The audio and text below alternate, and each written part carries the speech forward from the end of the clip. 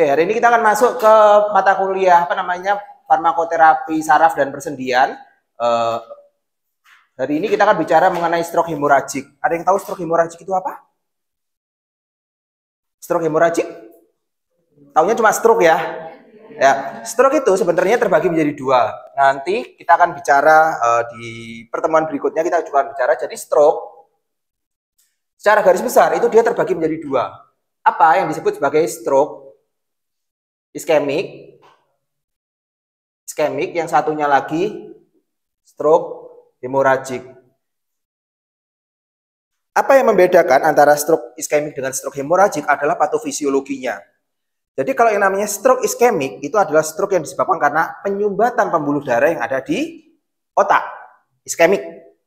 Sedangkan hemoragik itu adalah stroke akibat terjadinya perdarahan atau pecahnya pembuluh darah yang ada di otak.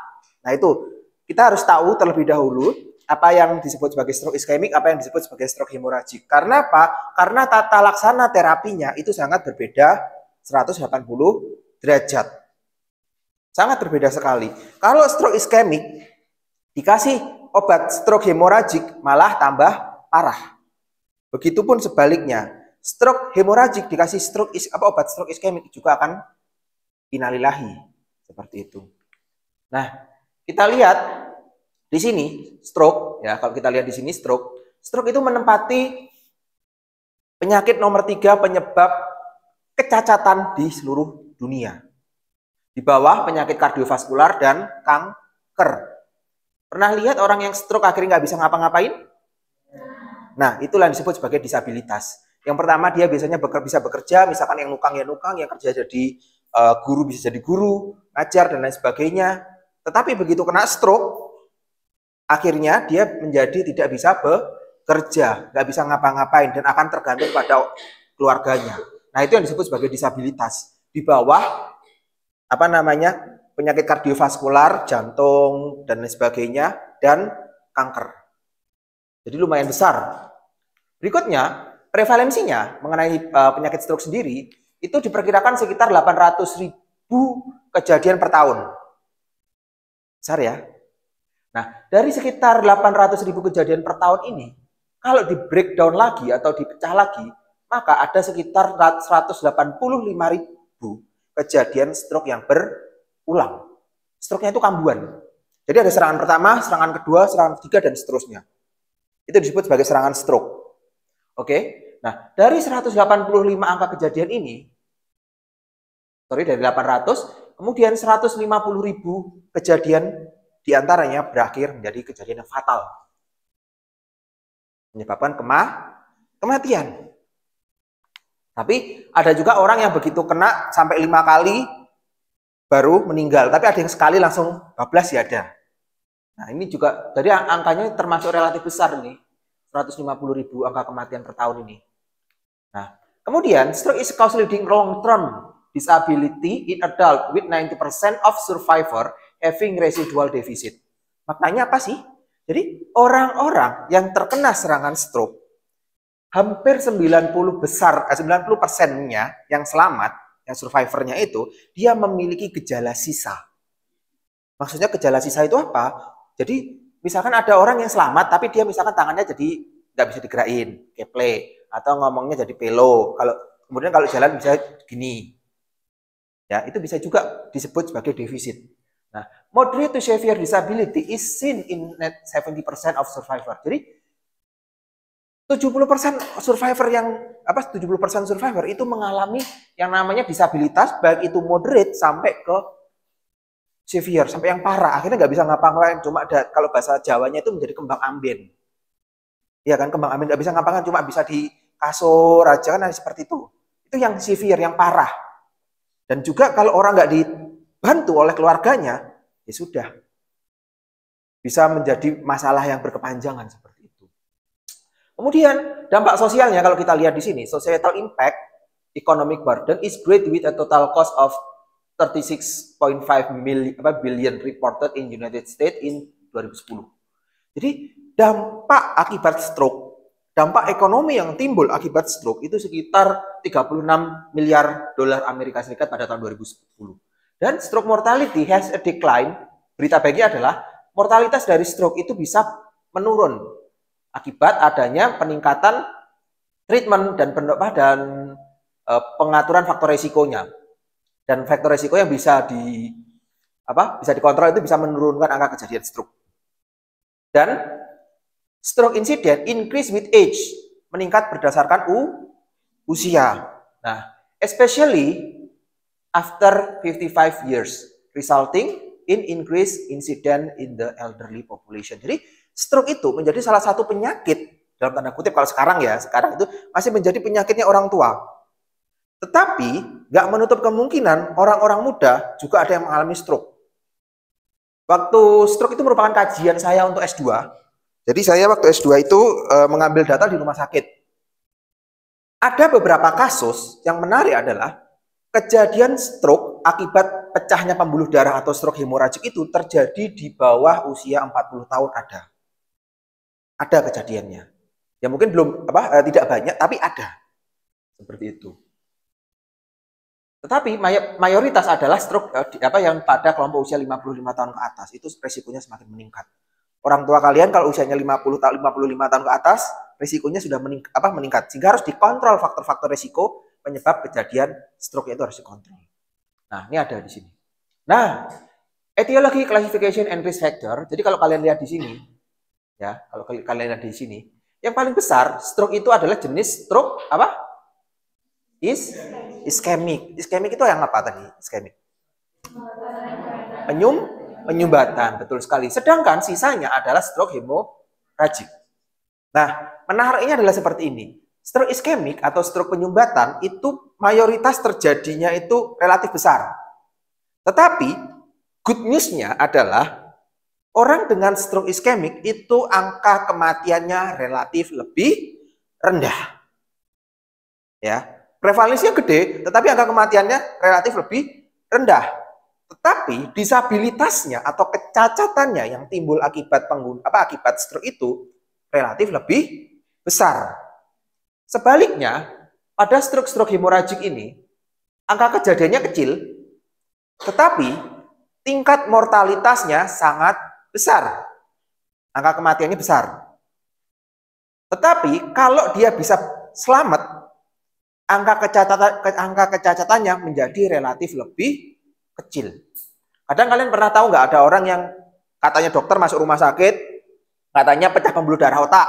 Kemudian begitu setelah menjalani terapi, dia bisa seperti nggak ada gejalanya, nggak ada sisa gejala sisanya itu.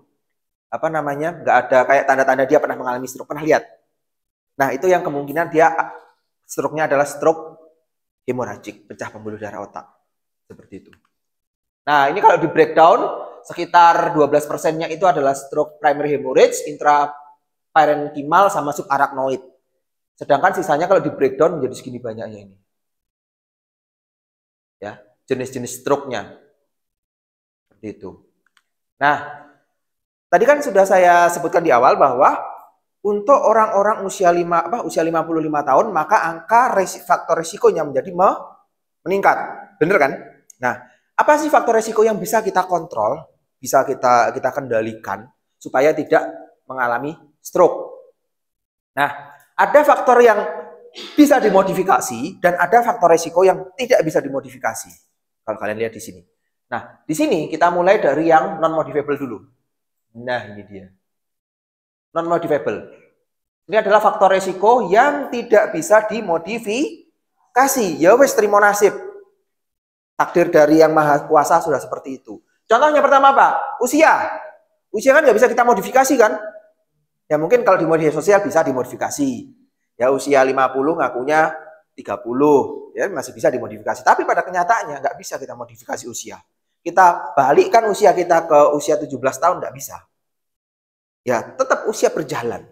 Sehingga faktor risikonya kalau di sini disebutkan bahwa faktor risiko itu akan meningkat doubling each 10 year after 55. Jadi faktor risikonya itu akan meningkat 2 kali lipat ya setiap 10 tahun setelah usia 55.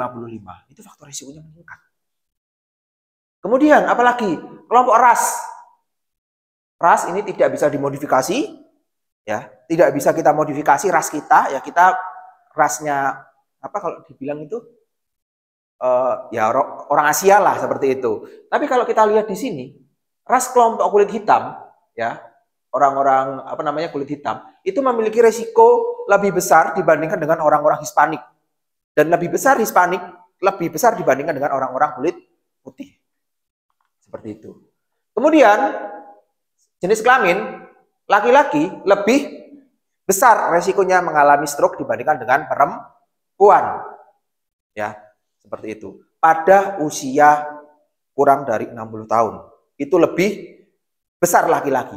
Tetapi setelah usia 60 tahun, resikonya sama antara laki-laki dengan perempuan. Kalau dilihat, ya, kalau dilihat datanya sama. Prevalensinya hampir-hampir sama antara laki-laki dengan perempuan, yang mungkin beda-beda tipis. Kenapa? Karena pada perempuan itu dianugerahi oleh Tuhan Yang Maha Esa, itu namanya hormon apa? Estrogen dan progesteron. Itu hormon-hormon tersebut itu memiliki fungsi untuk apa? Kaitannya dengan pembuluh darah, membuat pembuluh darah menjadi elastis, sehingga tidak akan gampang mudah pecah karena elastis dia. Kalau laki-laki nggak ada hormonnya, sehingga dia lebih kaku pembuluh darahnya seperti itu. Ya, ini yang tidak bisa dimodifikasi. Walaupun dengan obat-obatan, ya, kalau kamu memang terlahir seperti dasarnya laki-laki, ya udah sampai kapanpun ya laki-laki. Ya, walaupun casingnya dirubah, tetapi ya tetap mesinnya laki-laki. Seperti itu. Kemudian ini yang menarik adalah berat badan kurang dari 25 kg, berat badan lahir kurang dari 2,5 kg. Jadi kalau kalian lahir dulu waktu lahir berat badannya kurang dari 2,5 kg, kalian memiliki resiko yang cukup besar untuk mengalami stroke di kemudian hari. Dan ada lagi yang menarik adalah ini. Family history. Adakah di sini yang keluarganya, kakek neneknya pernah mengalami stroke? Nggak ada? Alhamdulillah kalau nggak ada. Kalau ada yang pernah memiliki riwayat stroke, maka resikonya menjadi lebih gede. Tetapi kalau kalian lihat di sini, paternal lebih besar daripada maternal. Maksudnya apa? Dari garis keturunan ayah, kalau misalkan ada dari garis keturunan ayah yang memiliki riwayat stroke, itu memiliki resiko, anaknya ini memiliki resiko lebih besar mengalami stroke daripada dari garis ibu. Paham maksudnya? Paham ya? Jadi kalau misalkan kakek neneknya ada yang pernah mengalami stroke dari bapaknya, maka si anak ini memiliki resiko yang lebih besar daripada kalau misalkan dari sisi ibu yang pernah memiliki riwayat stroke. Seperti itu. Kemudian ada faktor resiko yang bisa kita modifikasi. Bisa kita modifikasi. Bisa kita modifikasi, bisa kita atur untuk mengurangi resikonya. Apa yang pertama? Cardiovascular disease. Penyakit kardiovaskular itu bisa kita kontrol. Contohnya adalah coronary heart disease, penyakit jantung koroner, kemudian gagal jantung dan lain sebagainya. Kemudian ini, hipertension. Apa hipertension? Hipertensi. Kalau kalian atau orang tua kalian memiliki riwayat hipertensi, maka tekanan darah harus dikontrol. Berapa kontrolnya? Tekanan darah yang dianjurkan atau disarankan? Berapa? 100? 100 berapa?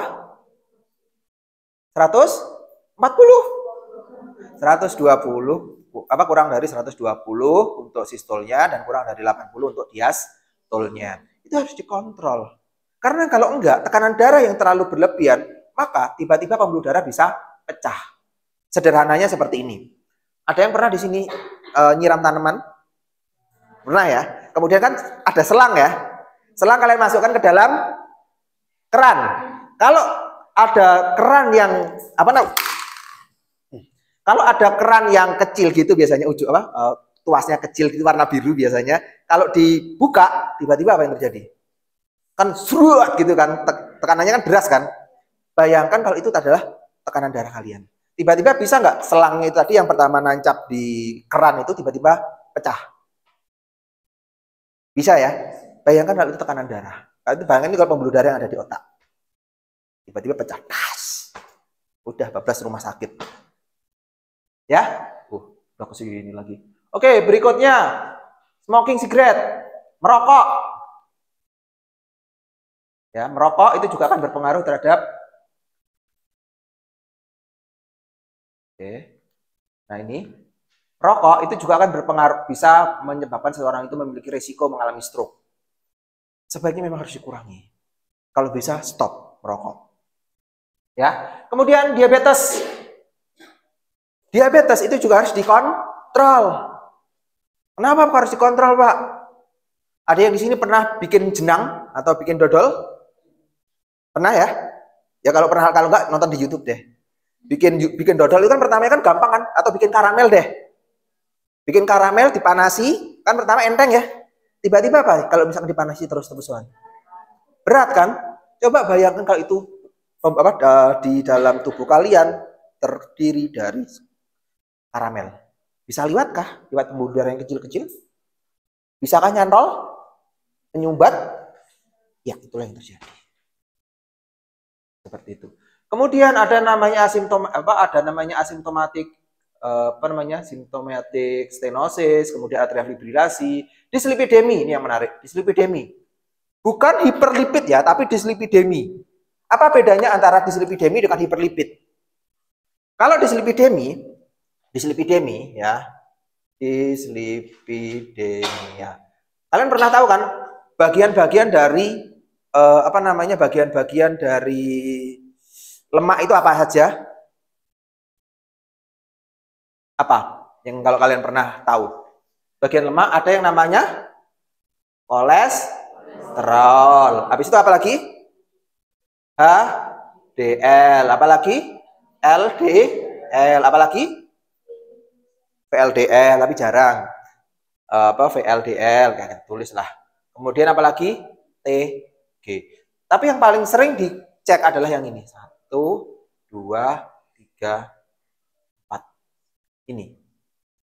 Kolesterol, HDL, LDL, sama TG. Jadi yang dinamakan dislipidemi itu adalah gangguan dari keempat faktor ini. Bisa jadi kolesterolnya dia tetap, tapi HDL-nya dia turun, LDL-nya naik, TG-nya naik. Bisa seperti itu. Makanya disebut sebagai dislipidemia, bukan hiperkolesterolemia. Itu yang harus dikontrol. Atau misalkan kolesterolnya tinggi, HDL-nya tetap, LDL-nya dia tinggi, TG-nya dia tinggi. Bisa juga seperti itu. Jadi itulah yang disebut sebagai apa? Dislipidemia. Itulah yang harus dikontrol. Kemudian dietary factor, faktor diet. Itu harus dikontrol. Apa yang harus dikontrol? Sodium intake atau asupan apa? Garam. Maksimal sehari adalah 2.300 mg per orang per hari. Karena kalau kita mengkonsumsi yang asin-asin lebih dari ini, maka yang terjadi adalah apa? Apa? Kalau garam itu sifatnya apa? NaCl sifatnya higroskopis. Dia akan menarik air. Dia akan megangi, goceli air yang ada di dalam tubuh sehingga dia tidak bisa dikeluarkan. Jadi kalau kalian pernah nggak makan asin-asin kemudian haus? Ya itulah mekanisme yang ada di tubuh kita untuk mengatur air yang ada di dalam tubuh kita. Bahkan kalau zaman dahulu kala, garam itu pernah dipakai untuk eksekusi mati. Jadi orangnya dicekoki garam sampai mati kehausan. Nah, itulah zaman dulu kala. Oke, berikutnya yang menarik adalah ini, obesitas. Obesitas itu juga harus dikontrol. Ya. Obesitas itu harus dikontrol, harus diturunkan. Supaya apa? Resiko-resiko yang ada di atas ini itu juga bisa terkontrol. Apakah ada orang obesitas gula darahnya normal? Apakah ada orang obesitas tekanan darahnya normal? Nggak ada. Apakah ada orang obesitas lipidnya normal? Nggak ada. Seperti itu. Kemudian menariknya adalah ini, generasi mager. Physical inactivity. Jadi kalau kalian nggak pernah aktif secara fisik, maka kalian memiliki resiko yang lebih tinggi untuk mengalami stroke di kemudian hari. Jadi harus olahraga ya. Paling nggak setiap hari diusahakan jalan 5.000 langkah per hari. 5.000 kan? Ya jalan, naik, turun gitu kan. Ya capek sekarang iya, tapi nanti di kemudian hari stroke ya Jal. Nah itu harus dikendalikan. Oke, kemudian adalah postmenopausal hormon terapi pada wanita usia 50 sampai dengan 74 tahun. Jadi terapi suli hormon. Jadi kalau orang menopause, cewek-cewek yang sudah menopause, itu kan berarti estrogen sama progesteronnya kan akan drop kan, turun. Nah, itu harus diganti itu postmenopausal hormon itu tadi. Kemudian yang kemungkinan bisa dimodifikasi adalah ini. Metabolic syndrome, kemudian alcohol abuse. Penyalahgunaan alkohol. Kalau di sini disebutkan bahwa minum lebih dari 5 kali per hari. Ya mungkin kalau orang-orang luar negeri ya banyak yang minum air itu seperti minum bir itu seperti minum air. Misalkan kayak di Jerman gitu kan dia minum bir itu saya minum air sehari-hari seperti itu. Terus dikontrol. Kemudian lagi drug abuse, penyalahgunaan narkotika, contohnya amfetamin sama metamfetamin serta kokain. Habis itu hiperkoagulopati itu juga harus dikontrol. Kemudian oral kontrasepsi. Kontrasepsi oral itu juga memiliki resiko meningkatkan kejadian stroke. Seperti ini. Pada wanita usia 25 sampai dengan 44 tahun. Kemudian inflammatory proses. Jadi ada yang namanya proses inflamasi di dalam tubuh. Contohnya apa? Periodontal disease. Periodontal itu tahu apa? Gigi. Masalah gigi itu juga bisa mengakibatkan masalah stroke. Kok iso? Iya kan? Kemudian apalagi cytomegalovirus, Helicobacter pylori. Kemudian ada infeksi akut dan seterusnya. Nah, ini yang menarik. Migrain. Ada di sini sering migrain? Ada? Hati-hati ya. Jadi harus dikontrol faktor risikonya migrain. Kenapa sih migrain bisa menyebabkan menjadi faktor risiko kejadian stroke? Ada yang tahu? Migrain itu patofisiologinya bagaimana? Nah, yang namanya migrain itu disebabkan akibat melebarnya pembuluh darah secara tiba-tiba. Kalau misalkan pembuluh darah otak yang kiri melebar secara tiba-tiba, maka sakitnya di sebelah kiri. Kalau melebarnya di kanan secara tiba-tiba, maka menyebabkan migrain migrain di sebelah kanan. Jadi pembuluh darah itu melebar secara tiba-tiba. Ya kalau misalkan melebarnya mendadak secara tiba-tiba pecah kan bisa aja kan? Nah, sama seperti balon, kalau dipompa tiba-tiba dar, pecah kan bisa aja. Kemudian yang terakhir adalah ini, yang menarik kalau kalian lihat. Sleep disorder breathing. Apa itu? Gangguan tidur, ngorok.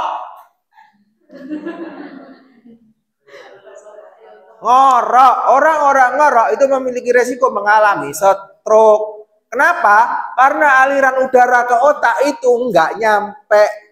Karena kalau tidur kan biasanya di dalam tubuh manusia kan ada namanya epiglottis ya. Kalau kalian pernah tahu. Ya, epiglottis itu yang mengatur jalannya masuknya udara ke paru-paru dan makanan ke dalam lambung. Jadi kalau orang tidur kadang-kadang gitu kan. Tapi tiba-tiba seperti itu kan. Tiba-tiba kayak keselak gitu kan. Nah, itu apa sebenarnya? Itu adalah respon tubuh pada saat otak itu mengalami kekurangan oksigen. Jadi kayak dipaksa bangun. Wah, ayo bangun. Tapi seperti itu. Iya, ya kan seperti itu. Jadi kalau hidung itu dipecat, kan mesti tiba-tiba bangun kan? Karena apa? Otak itu nggak dapat asupan oksigen. Itu yang terjadi. Jadi faktor-faktor risiko ini harus dikontrol. Ya, kalau bisa dikontrol. Seperti itu. Kemudian ini yang membedakan antara antara stroke iskemik dengan stroke hemoragik. Coba kalian lihat di sini. Ya, kalau kalian lihat di sini. Nah, ini adalah stroke yang hemoragik. Ini adalah pembuluh darah. Ya, pembuluh darah di sini. Nah, tetapi berikutnya apa yang terjadi? Pembuluh darah di sini pecah. Kemudian darah akan bocor, ya kan? Kemudian apa? Di sini kan isinya tengkorak ya, tulang tengkorak manusia kan. Nah, kalau darahnya itu ngocor terus-terusan, apa yang terjadi kira-kira? Apa? Iya, kehilangan darah. Kemudian apa yang terjadi sama si otak ini? Apa? Ya kurang darah, ya.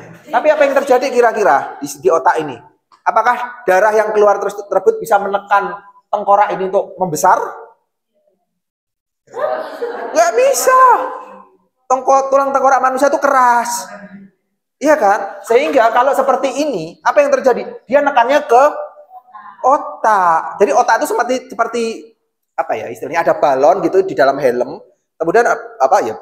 Pecah, maka dia akan nekan ke bawah. Kalau tekanannya itu menekan otak, itu bisa menyebabkan peningkatan tekanan intrakranial yang pada akhirnya juga bisa menyebabkan kejadian kejang. Kalau orang stroke sudah kejang, elek prognosisnya, jelek. Seperti itu. Ya, itulah yang namanya pembuluh stroke hemoragik. Pecahnya pembuluh darah otak. Kemudian ada lagi namanya stroke iskemik. Stroke iskemik adalah stroke akibat penyumbatan. Oke, di sini ada terjadi penyumbatan akibat namanya plak aterosklerosis, menyumbat di sini. Oke. Kemudian kalau adanya penyumbatan di sini, darah bisa masuk ke daerah sini nggak? Nggak bisa kan? Kemudian apa yang terjadi sama daerah sini? Kekurangan oksigen. Kekurangan oksigen bisa menyebabkan kematian. Kematian apa? Kematian sel-sel ini. Ini adalah stroke iskemik. Jadi sudah tahu ya bedanya antara stroke iskemik dengan stroke hemoragik ya. Sederhananya seperti itu. Sederhananya. Nah, hemorrhagic stroke cause neural damage by variety of mechanism and timeline. Intracranial hematoma cause primary injury and mechanical compression in brain parenchyma itself. Jadi yang namanya hematom, ya kalau kalian lihat di sini, tadi kan ada otak ya, misalkan yang merah ini otak, ya. Kemudian di sini ada yang namanya pembuluh darah, yang hitam-hitam ini. Hitam ini pembuluh, tengkorak, ini tulang tengkorak. Kalau di sini yang merah ini tadi ada pembuluh darahnya, misalkan di sini ada pembuluh darah, dan ini pecah, ya. Kemudian apa yang terjadi di sini?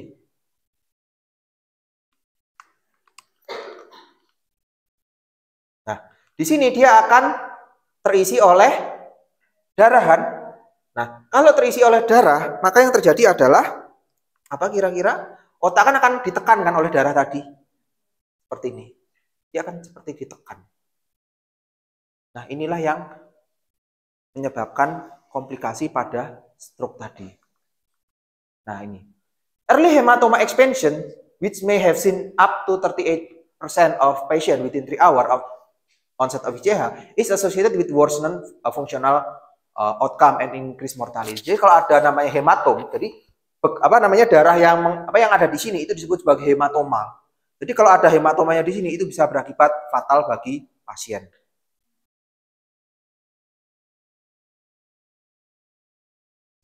Gak mau ngikut. Oke. Nah, kemudian volume hematomanya ini kalau kalian lihat di sini, ini volume hematoma is one indicator of prognosis and the ICH score is utilized to predict 30-day mortality. Jadi semakin besar hematomanya, semakin besar bekuan darahnya ini, ya, semakin besar bekuan darah ini, maka itu bisa menjadi faktor prognosis untuk menilai kematian dalam 30 hari. Apakah resiko kematiannya lebih besar atau kematiannya lebih kecil? Seperti itu.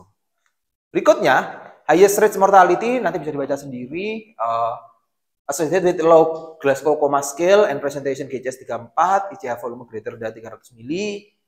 Jadi kalau 300 mili itu resiko kematiannya besar, 300 cc atau 300 mili. Bayangkan 300 mili itu seperti apa ya? Botol aqua ya nggak sih, yang kecil itu? Ya botol aqua yang kecil itu. Nah itu bayangkan ada di otak. Semakin besar volumenya, maka semakin besar resiko kematiannya.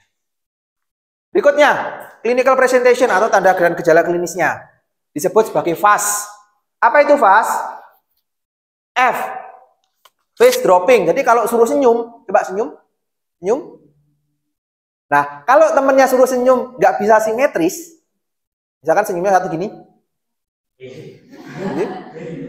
Ya. Itu segeralah ke rumah sakit. Nah, makanya kalau kadang-kadang saya suka iya sembuh. Ya, jadi kalau misalkan senyumnya nggak simetris itu merupakan tanda-tanda stroke. Kemudian coba angkat tangannya, diangkat, ditahan. Kuat? Kuat? Masih kuat ya? Nah, coba diginin. Kalau masih kuat nahan berarti masih oke. Nah, berarti kalau misalkan seperti itu sudah nggak kuat ngangkat tangannya, itu tanda-tanda stroke.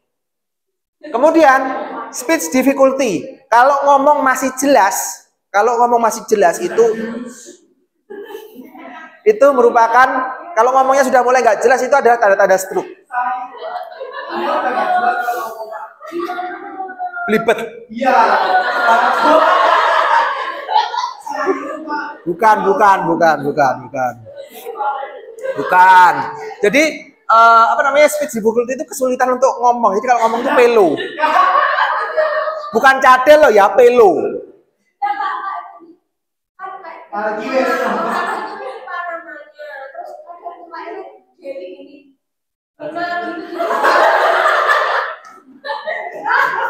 Bisa jadi itu disleksia, mungkin disleksia. Jadi kalau stroke itu ya itu tadi. Kemudian kalau suruh jalan sudah nggak bisa, itu adalah tanda-tanda dari stroke. Nah, makanya kadang kan kalau pas ucapan lebaran kan kadang lucu-lucu ya ucapan lebaran, saat tangan tidak bisa menjabat, saat kaki tidak bisa melangkah, saat mulut tidak bisa mengucap, segeralah ke rumah. Itu tanda-tanda dari stroke. Loh iya kan, saat kaki tidak bisa melangkah, tangan nggak bisa menjabat, mulut tidak bisa berucap, berarti kan sudah memenuhi tanda-tanda ini. Segeralah ke rumah sakit. Kalau enggak, wes innalillahi itu nanti. Oke? Next. T-nya itu adalah time to call 911, saatnya menghubungi rumah sakit. Nah, kalau bahasa Indonesianya adalah ini. Segera ke RS. Apa itu segera ke RS? Kalau dilihat di sini adalah tanda-tanda stroke. Senyum tidak simetris, mencong pada salah satu sisi, gampang tersedak, sulit menelan air secara tiba-tiba, jadi kesulitan untuk minum, kesulitan. Kemudian gerakan separuh anggota tubuh melemah secara tiba-tiba. Jadi kalau suruh bergerak itu sudah nggak bisa, suruh jalannya angel. Jadi kalau jalan itu jadi suruh gerakin kaki ya jadinya ngesot gini. Ya. Bicara pelo, tiba-tiba tidak dapat bicara, tidak mengerti kata-kata, bicara tidak nyambung. Sakno cah jadi buli ya. Ya. Kebas, baal atau kesemutan pada separuh tubuh. Baal tahu kan baal? Rasanya tebel gitu. Kesemutan. Nah. Rabun. Rabun dalam arti kata tiba-tiba pandangannya jadi nggak jelas gitu loh. Sopo, ya kan seperti itu. Seperti itu. Kemudian S-nya sakit kepala yang hebat yang muncul tiba-tiba dan tidak pernah dirasakan sebelumnya. Kemudian ada gangguan fungsi keseimbangan seperti rasa berputar, jadi rasanya juga muter. Lihat itu kayak muter. Nah, itu segeralah ke rumah sakit. Ke RS. Nah, yang namanya stroke itu kan menyerang bagian dari apa? Otak. Oke, tergantung pada bagian mana yang dia terserang. Itulah bisa berupa manifestasinya. Contohnya kalau kalian lihat di sini ya, misalkan di Nah, anterior cerebral artery, maka akibatnya adalah urinary incontinence. Apa urinary incontinence? Orangnya menjadi apa? Beser, tidak bisa menahan pipis, tiba-tiba ngompol. Nah, itu kalau yang terkena adalah anterior cerebral. Nah, kemudian ada yang namanya amdysfaksia, kemudian abulia, ya, nggak ada hasrat untuk melakukan sesuatu, ya.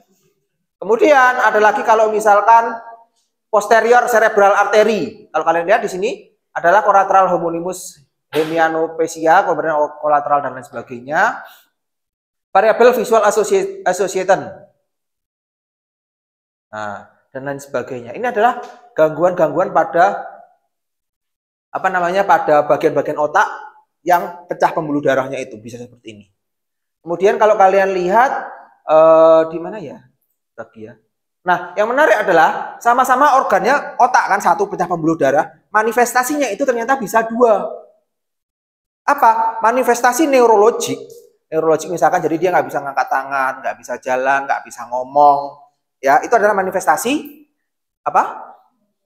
Neurologik. Tetapi ada kalanya juga orang-orang yang kena stroke itu tiba-tiba muncul gejala-gejala psikotik. Gejala-gejala kejiwaan.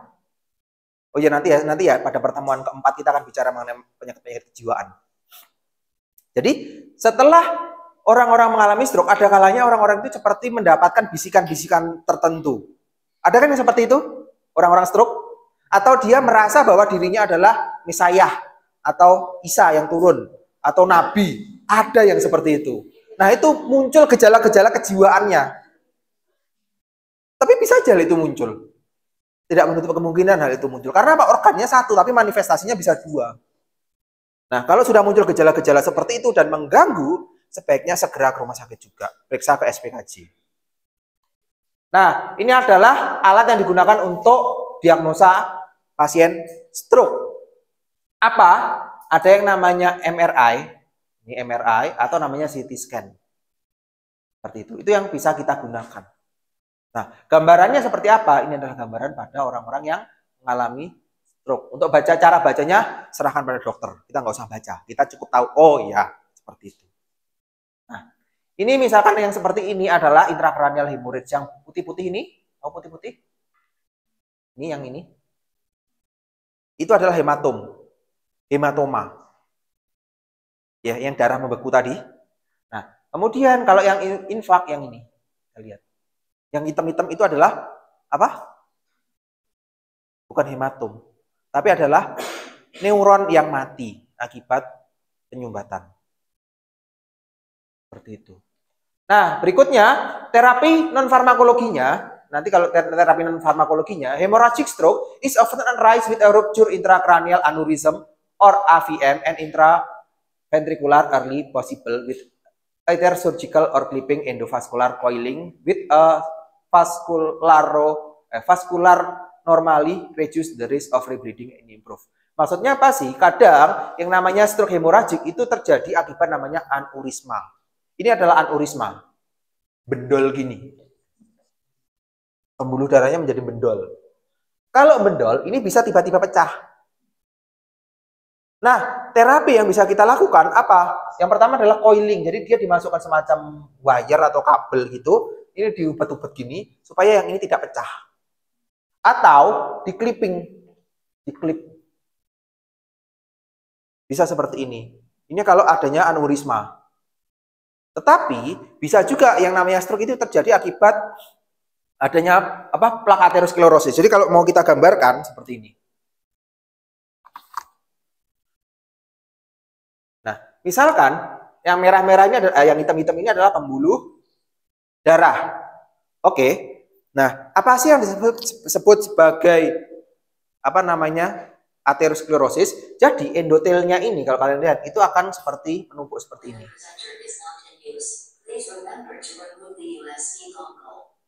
USB dongle. Oke. Nah, seperti ini ya. Ini disebut sebagai aterosklerosis.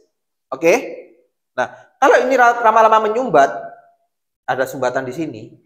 Kira-kira jalurnya darah itu menjadi lancar atau enggak? Kalau tekanannya terlalu tinggi, kira-kira apa yang terjadi? Adanya sumbatan seperti ini. Dia bisa pecah kan? Pecah dia. Ke sini. Nah, kalau pecah ini, itulah yang disebut sebagai stroke hemorrhagic. Seperti itu. Kemudian berikutnya, kalau kalian lihat, nah ini adalah terapi dari farmakologi orang-orang yang, ini khususnya pada stroke iskemik ya, kalau yang hemorrhagic, itu tidak ada terapi yang spesifik untuk pengobatannya. Hanya berupa terapi suportif. Terapi suportif bukan terapi utama. Karena kalau stroke hemoragik sampai sekarang, terapinya kalau misalkan ada hematom, ya kraniotomi. Tahu kraniotomi? Oh, kraniotomi. Membuang tengkorak. Yes. Kranium, apa kranium? Kranium adalah tulang tengkorak. Jadi misalkan ada hematom di sini, apa yang dilakukan sama dokter kira-kira? Kalau misalkan bisa ada kemungkinan untuk bisa diangkat. Dibur, tung tung tung tung tung. Dia diambil tengkoraknya, hematomnya dibuang, tutup lagi. Siapa yang di sini pernah nonton apa namanya drama-drama kedokteran gitu, drama Korea, drama Jepang, kan ada yang seperti itu. Jadi dibur gini, teng teng teng, dibuka tengkoraknya, ada hematomnya dibuang, tutup lagi. Itu adalah kraniotomi. Untuk apa? Untuk menghilangkan hematom yang terbentuk tadi. Supaya tidak mengganggu fungsinya. Kan ingat kan yang seperti ini tadi? Ini. Kalau ada hematom kan akan menekan otak ke dalam ini. Bisa aja dia tiba-tiba kejang. Kalau kejang itu akan memperburuk kondisi pasien. Ya. Nah, kalau pada stroke hemoragik biasanya terjadi akibat tekanan darah yang terlalu berlebihan. Nah, treatmentnya ini, kalian lihat, intracranial hemorrhage treatment is reasonable for ICH patient with pressure lebih dari 220, maka harus diturunkan. Nah, seperti itu.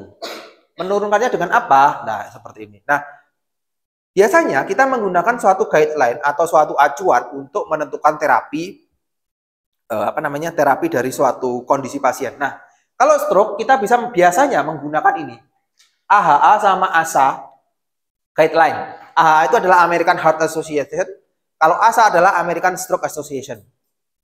Nah, dia mengumpulkan guideline membuat sebuah guideline yang ini masih baru tahun 2022 ya. Guideline for the managing of patient with a spontaneous intracerebral hemorrhage. A guideline bla bla bla bla.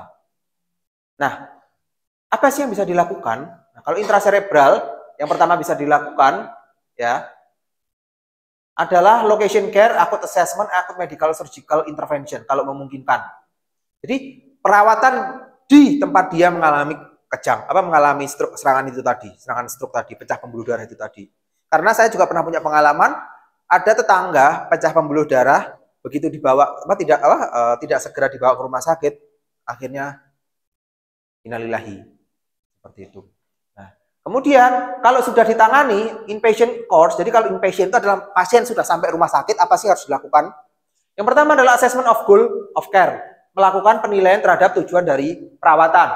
Kemudian berikutnya adalah prevent and treatment of medical complication. Jadi adalah mencegah supaya tidak terjadi komplikasi sama mengobati komplikasi medisnya yang terjadi.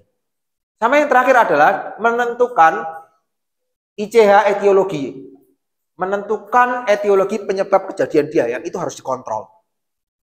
Kemudian berikutnya adalah yang bisa kita lakukan, yang bukan bisa dilakukan ya, kita lakukan sebagai tim adalah rehabilitation activity. Aktivitas rehabilitasi. Dengan apa? Fisioterapi tentunya. Karena kalau pasien yang mengalami serangan stroke tidak dibantu oleh fisioterapi, berat untuk untuk bisa pulih kembali seperti itu. Kemudian early supported discharge, identification treatment, behavioral sequelae dan lain sebagainya. Nah, yang bisa kita lakukan di seorang farmasi adalah ini. Secondary prevention. Tujuannya apa sih secondary prevention?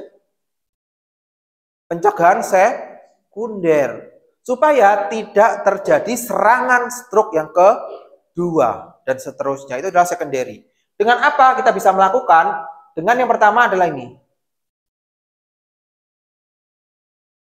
Blood pressure management. Ya, pertama adalah recurrent risk assessment. Jadi harus kita nilai nih resikonya seperti apa. Kemudian yang berikutnya adalah memastikan bahwa tekanan darah bisa terkontrol dengan baik. Jadi pasiennya harus dibuat patuh gimana caranya. Supaya bisa mengkonsumsi obat dengan rutin. Kalau mengkonsumsi obat dengan rutin, insya Allah tidak akan terjadi serangan stroke yang berulang. Kemudian berikutnya adalah risk and benefit of antithrombotic. Kemudian yang berikutnya adalah lifestyle modification. Modifikasi gaya hidup. Ini yang lumayan berat. Lumayan berat. Terutama kalau berkaitan dengan makanan. Kalau orang yang stroke kan nggak boleh makan garam terlalu banyak kan? Yang paling baik adalah makanan yang apa? Tawar. Bener kan? Nah, tapi kalau orang kadang yang suka makanan yang asin-asin, apalagi orang Jawa Timur, kan senangannya makanan relatif gurih-gurih kan? Gurih-gurih, asin-asin kan? Kadang coba kalau suruh makan sayur bayam, gimana? Yang tawar gitu. Nah, berat, iya, tapi harus dilakukan mau nggak mau, suka nggak suka, seperti itu. Kemudian ini adalah guideline-nya. Yang pertama tadi kan stroke hemoragik biasanya terjadi akibat peningkatan tekanan darah. Yang bisa kita lakukan adalah ini, acute blood pressure lowering. Jadi harus diturunkan pada kondisi akut. Akut itu begitu serangan, nah itu disebut sebagai kondisi akut. Ya, yang bisa kita lakukan adalah inpatient with spontaneous ICH requiring acute blood pressure lowering, careful titration to ensure continuous smooth and sustained control of blood pressure, avoiding peak and large variability of BP can be beneficial for improving functional outcome. Jadi harus diturunkan. Tetapi jangan sampai terjadi fluktuasi, naik turun tekanan darahnya secara signifikan. Misalkan diturunkan dari 100 misalkan masuk tekanan darahnya 210, diturunkan menjadi 120, kemudian naik lagi 150, turun lagi seperti itu. Jangan dilakukan seperti itu. Harus dilakukan secara bertahap. Ya. Kemudian ini inpatient with spontaneous ICH whom acute BP lowering is considered, initiating treatment within 2 hours of ICH onset and reaching target within 1 hour can be beneficial to reduce of HA and improve functional outcome. Jadi kalau ada serangan stroke itu setidaknya golden hour-nya itu 3,5 jam. Dari serangan sampai dia mendapatkan terapi itu 3,5 jam. Karena kalau misalkan baru 4 jam kemudian dia ditangani, prognosisnya tidak sebagus kalau misalkan masih dalam periode golden hour itu tadi. Ya. Nah, ini inpatient yang nggak boleh adalah yang harm atau yang buruk dilakukan adalah inpatient with spontaneous ICH of mild to moderate severity presenting with SBP lebih dari 150 mg per Hg, acute lowering BP kurang dari 130 is potential harmful. Jadi kalau ada pasien dengan tekanan darahnya lebih dari 150 diturunkan secara mendadak ya, secara akut kurang dari 130 itu sangat berbahaya. Nggak boleh diturunkan secara tiba-tiba. Jadi harus di maintenance. Misalkan 180 gitu ya, diturunkan 130 nggak boleh, harus diturunkan dengan pelan. Karena kalau diturunkan secara mendadak itu akan sangat berbahaya sekali. Nah, berikutnya ada namanya hemostasis dan koagulopati, antikoagulan related hemorrhage. Ini kan ada yang warnanya hijau ya. Yang warnanya hijau, orange, ini kuning sama yang merah itu adalah menandakan rekomendasinya. Jadi kalau hijau itu direkomendasikan. Kalau merah jangan dilakukan. Ya sama seperti lampu lalu lintas. Hijau jalan, merah stop. Nah, ini yang boleh kita lakukan adalah inpatient with anticoagulant associated spontaneous ICH, anticoagulation should discontinue immediately and rapid reversal anticoagulation should be performed as soon as possible after diagnosis spontaneous ICH to improve survival. Jadi, kalau ada perdarahan yang disebabkan oleh penggunaan antikoagulan, maka penggunaan antikoagulan harus dihentikan secepatnya. Karena ada beberapa pasien yang kadang menggunakan antikoagulan, ya kan? Nah, penggunaan antikoagulan itu juga bisa menyebabkan atau memicu kejadian stroke perdarahan. Jadi harus di stop secepat mungkin. Kemudian yang kedua, ya kalau kalian lihat, inpatient with VKA associated with spontaneous ICH, INR lebih dari 2,0, 4 faktor, prothrombin kompleks konsentrat PCC is recommended in preference to fresh frozen plasma to achieve rapid correction INR and limit HE. Jadi kalau ada pasien ya dengan VKA yang berkaitan dengan dengan ICH itu penggunaan protrombin kompleks konsentrat itu direkomendasikan seperti itu. Nah, dan ini seterusnya bisa dibaca sendiri. Berikutnya, jadi kalau tadi ICH bukan ICH ya, spontaneous hemorrhage itu dia tidak ada obat yang secara spesifik. Jadi kita harus menghentikan faktor-faktor risikonya dan menurunkan tekanan darahnya seperti itu. Nah, ini BCC recommended antikoagulan. Ini masih ada pelanjutan yang dari awal tadi. Nah, ini kurang lebih manajemen antikoagulan yang berkaitan dengan hemorrhage. Jadi kalau misalkan dia ternyata pasiennya itu mengkonsumsi antagonis vitamin K, kita lihat dulu INR-nya berapa. Kalau INR-nya itu adalah 1,3 sampai dengan 1,9, maka pakai 4 FPCC. Kalau INR-nya lebih dari 2, juga pakai 4 FPCC. Nah, ini ada yang kelas 1 sama kelas 2B, itu maksudnya adalah kekuatan dari bukti ilmiahnya, evidence base-nya. Oke? Jadi kalau misalkan INR-nya lebih 2, maka lebih dari sama dengan 2, maka penggunaan 4 FPCC dengan dosis 25 sampai dengan 50 international unit per kilogram berat badan itu memiliki evidence yang lebih baik. Nah, seperti itu. Maka kalau sudah dia ternyata mengalami perdarahan akibat vitamin K, maka yang bisa kita gunakan adalah vitamin K. Harus kita tambahkan vitamin K. Kemudian kalau misalkan penggunaan dabigatran, faktor X 10A inhibitor dan lain sebagainya seperti ini. Nah, kalau yang penggunaan heparin, ya, heparin apakah dia unfractionated atau low molecular weight heparin, pakainya ini, pakai protamin. Akibat pakai protamin. Tetapi kalau tidak ada yang seperti ini, perdarahannya nggak diketahui akibat apa, ya jangan pakai yang ini, jangan pakai obat-obat ini. Nah, ini akibat kalau misalkan penggunaan kalau ini pada kasus ini itu kalau misalkan perdarahannya akibat penggunaan obat-obat antikoagulan.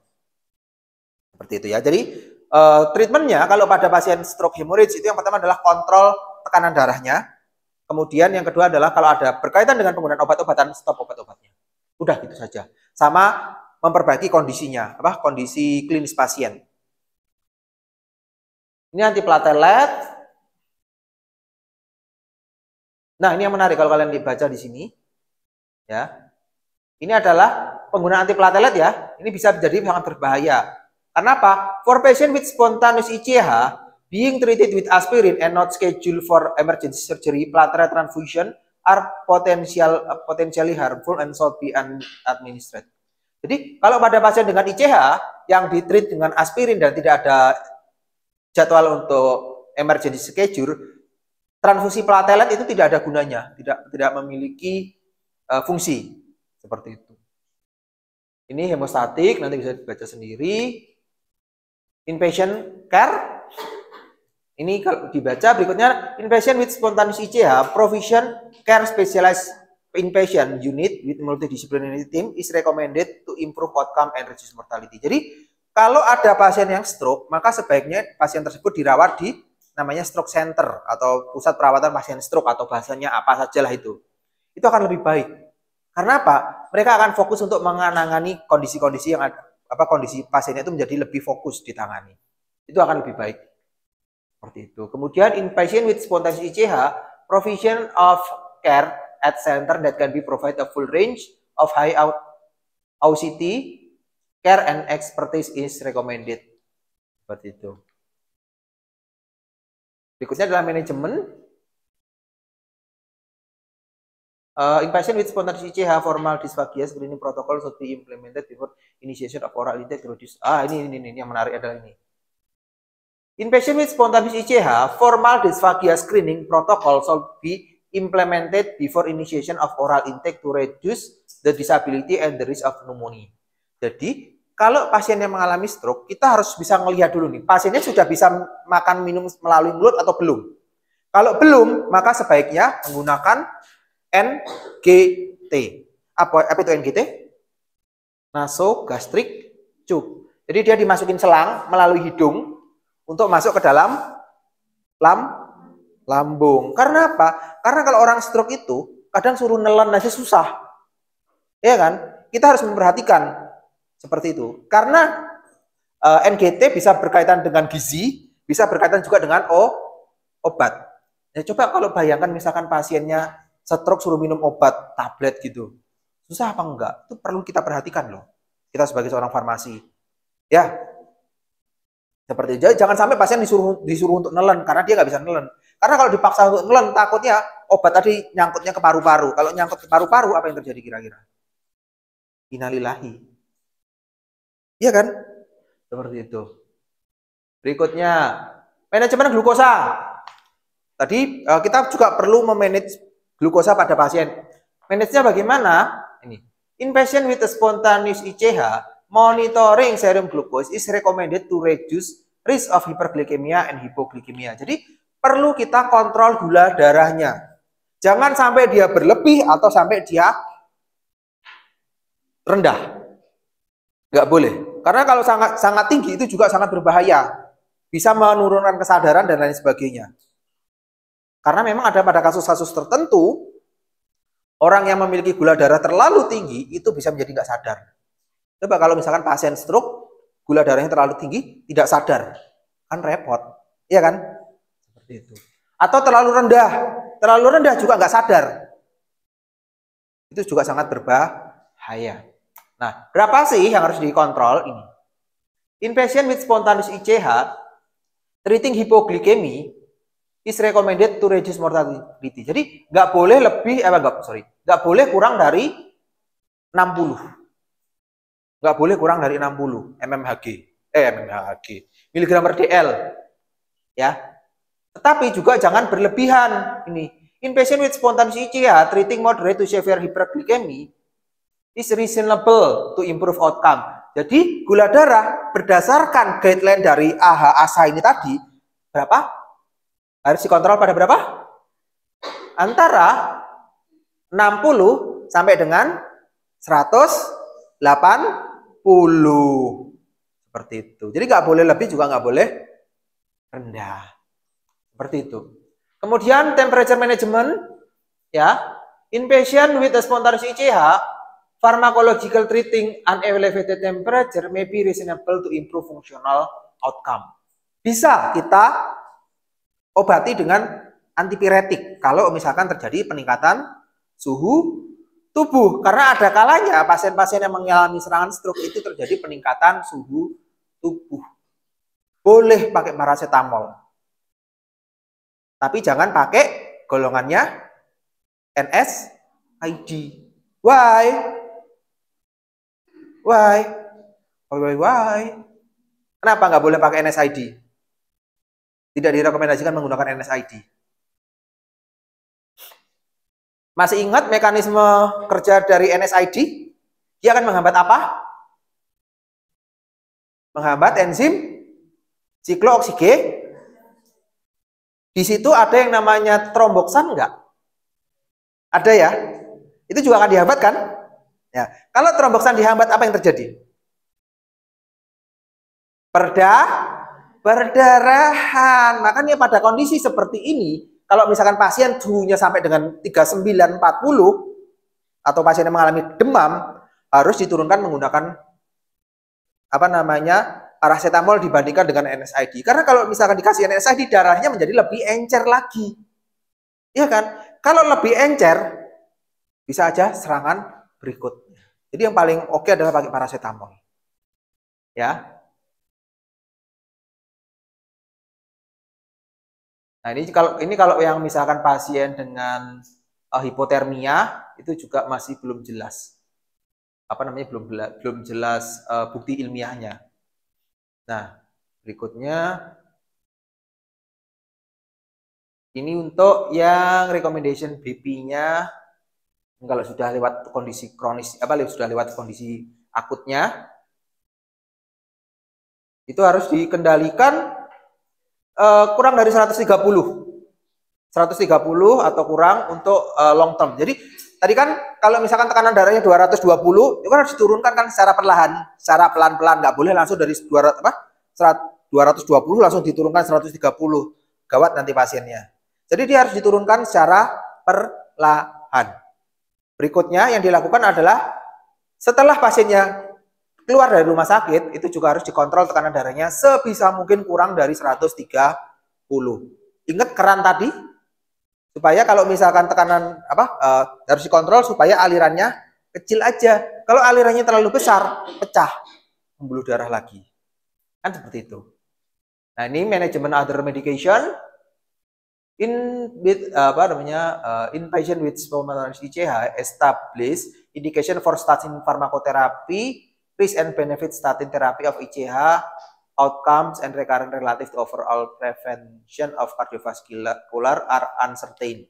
Nah, kalau pada pasien dengan stroke hemoragik, penggunaan statin itu masih tidak ada, buktinya masih belum jelas apakah ada manfaatnya atau tidak. Penggunaan statin ya, itu masih belum jelas. Jadi nggak perlu dikasihkan kalau saran saya. Tidak perlu digunakan. Tetapi kalau pada kasus stroke iskemik, penggunaan statin itu ada manfaatnya. Seperti itu. Nih, coba dibaca. Other medication yang berbahaya, in patient with spontaneous ICH, regular long term of NSAID is potential harmful because the risk of ICH. Iya kan? Jadi dia nggak boleh pakai NSAID dalam jangka panjang karena resiko perdarahan menjadi lebih besar. Kan seperti itu. Iya toh? Nah, itu adalah manajemen obat-obatannya. Ini untuk yang anti trombotiknya, kalau misalkan pasien membutuhkan nanti bisa dibaca sendiri, ada rekomendasinya 2A, 2B, dan seterusnya. Nah, ini berikutnya adalah lifestyle modification. Lifestyle modification in patient with spontaneous ICH. Lifestyle modification is reasonable to reduce BP. In patient with spontaneous ICH, avoiding heavy alcohol consumption is reasonable to reduce the hypertension and risk of ICH recurrent. Jadi nggak boleh lagi mengkonsumsi mengkonsumsi alkohol dalam jumlah besar, nggak boleh. Ya. Kemudian, nah pasien and caregiver education. Jadi yang namanya pasien dan caregiver itu juga harus diperhatikan.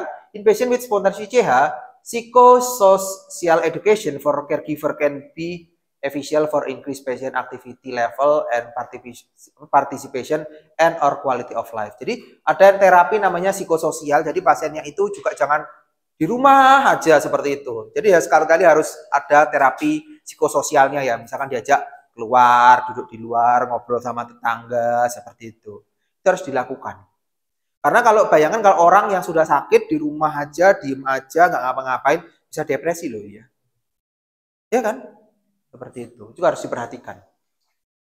Blood pressure kontrolnya seperti ini. Aku treatmentnya. Manajemen. Nanti bisa dibaca sendiri. Anticoagulation.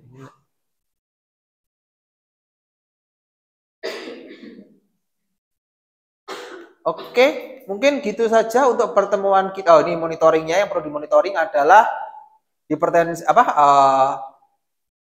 pelebaran dari lesi originalnya itu seperti apa, kemudian development of cerebral edema, sama tekanan intrakranial itu seperti apa, sama hipertensinya juga perlu diperhatikan. Hipertensi perlu diperhatikan, sama infection. Kalau pasien yang mengalami stroke dan dia mengalami tirah baring, menjalani tirah baring, jadi dia di dalam di dalam kamar aja, itu juga memiliki resiko yang pertama apa? Resiko pneumonia. Resiko pneumonia lebih tinggi. Jadi orang kalau tidur aja, baring aja tuh resiko radang paru-parunya lebih besar. Kemudian yang kedua ada namanya urinary tract infection. Infeksi saluran kemih. Karena apa? Karena pada kasus orang-orang seperti ini dia biasanya menggunakan kateter kan.